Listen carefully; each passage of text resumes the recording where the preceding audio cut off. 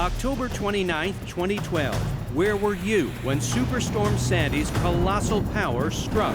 It looked like Armageddon. Sandy was a nightmare that brought people together through shared experiences of loss, emotion, and recovery. Sandy just came and delivered her wrath. There were 53 deaths in New York State. An estimated 305,000 homes were destroyed or damaged. The financial toll, $19 billion, plus power blackouts, gas lines, and transportation shutdowns. In Sandy, 10 years later, you'll see the storm through the eyes of those who lived it. Deeply personal memories from survivors, first responders, business owners, and the News 12 reporters and Stormwatch team meteorologists who helped get you through it. You knew that this was going to be unlike anything that we've ever seen before. Here are their stories.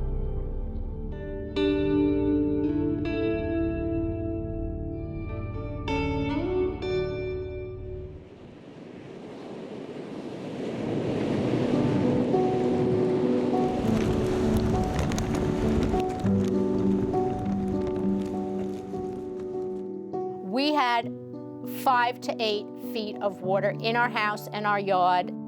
When we saw the transformer blow, my first thought in the pit of my stomach was doom. I felt devastated for these people who lost everything that they had. I looked up and hanging from it was a chain with a cross. It was just a sign that we were all going to be okay.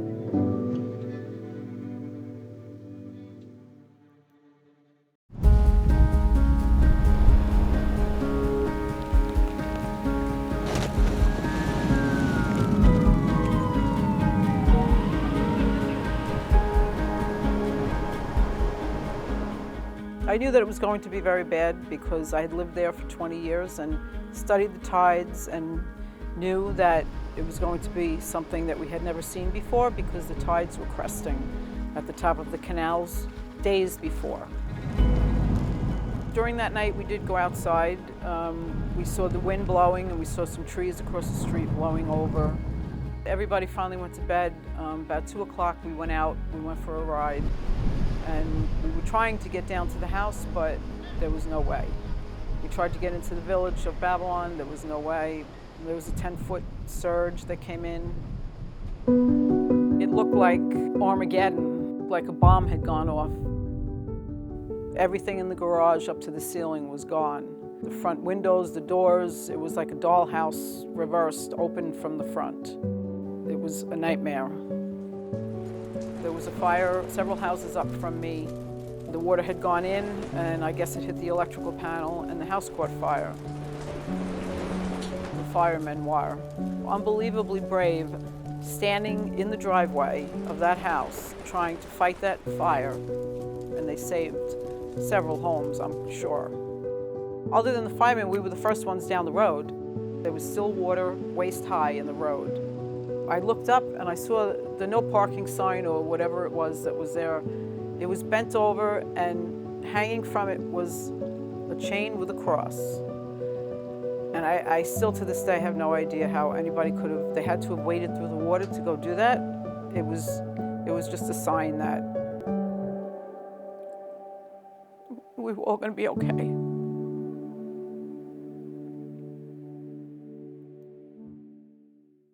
There was just a big rumble. Didn't know if it was either a tree or if something had happened with the house. You can see this tree completely ripped up by the roots, fell onto these 2 homes, crashing into one of their decks and onto the roof. The other hurricanes and tropical storms that we've experienced, not nearly as bad as this.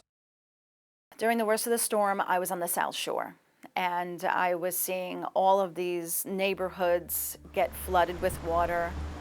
And I just thought to myself, my God, you know, are these people still in their homes? Have they gotten out?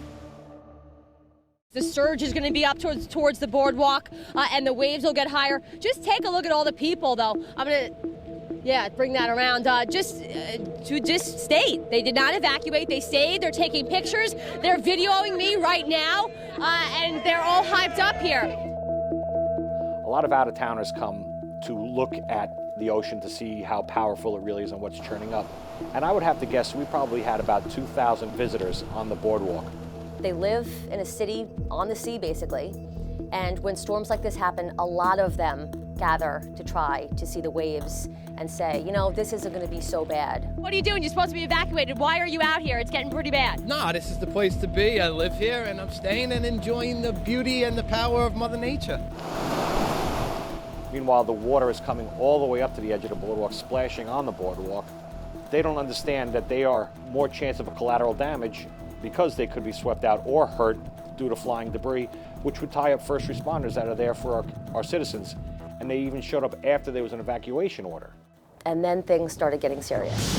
Then the waves and the water got closer and closer. Then the water breached the boardwalk. For the first time today, this water here from the ocean has now gone under the boardwalk. It was basically gridlocked with pedestrians on the boardwalk, so we couldn't get any emergency vehicles up there, through there, get anybody down from there because the streets are flooding as well. And I saw one big wave just come up and breach the boardwalk, and that's when people cleared out, when they just couldn't stay there anymore, when they physically couldn't stay there anymore. The biggest thing I remember are the telltale flashes of the transformers exploding. Numerous, dozens of them at any given time. Watching Kevin Marr in Babylon Village and a transformer blowing behind him in the live shot. I'll tell you right now, the wind is crazy. Look at my feet. I'm standing on an island here. That in and of itself, I had never seen before with anything. We never had any intentions of leaving. We've lived there since the 50s. We've weathered many storms. And in the past, the water came, it went, we went back home, you cleaned out, that was it. You slept at the house that night. We had a door there that led downstairs 3 steps into our den. I opened it, and the water was about 3.5 feet already, coming up through our crawl space. Then it was just crazy. And I can't even imagine why I did this. I decided I am going to swim out to the next door neighbor. It was like 50 feet to their house. The water was up to my shoulders. We stayed there for the night. We left early in the morning. We had 5 to 8 feet of water in our house and our yard. I walked down into the den to try to save stuff. It was useless. I mean, things were underwater. The floors, furniture, all of our appliances, the sheetrock, the insulation, everything was destroyed. We're watching the water, and I'm seeing water churn, and I've never seen this before, not at Oakland Beach, not at Rye Beach. Just take a look at this. When have you ever seen Oakland Beach like this, water coming over the wall, and this isn't even high tide yet? Then I start to see the beach literally disappear, and the water has now come all the way up to the wall, to the pavilion where we're standing above. There's no more sand. You can't see anything. The water and the movement and the rush and just the force of everything coming in even a day before the storm arrived was the most intense thing that I've ever seen. I have people emailing me, sending me messages on Facebook by Mastic and Moriches saying that the water's approaching their houses or it's already there. People are getting nervous. Just stay inside. If you stay inside, you're fine. The Long Beach Police Department had started coming around and the sirens were going off and they had loudspeakers and they were telling everyone to get off the beach and to evacuate the town. The tide's coming up and it's coming up pretty fast. And out of nowhere, a big green-blue light just appears. One of the brightest lights I've ever seen. Then boom, every light goes out. The power plant that supplies the Barrier Island and most of the South Shore blows. When we saw the transformer blow, my first thought in the pit of my stomach was doom. How are we ever going to do our jobs with no power? So as the night goes on, a section of town called the Canals section, it's the northeast corner of our community.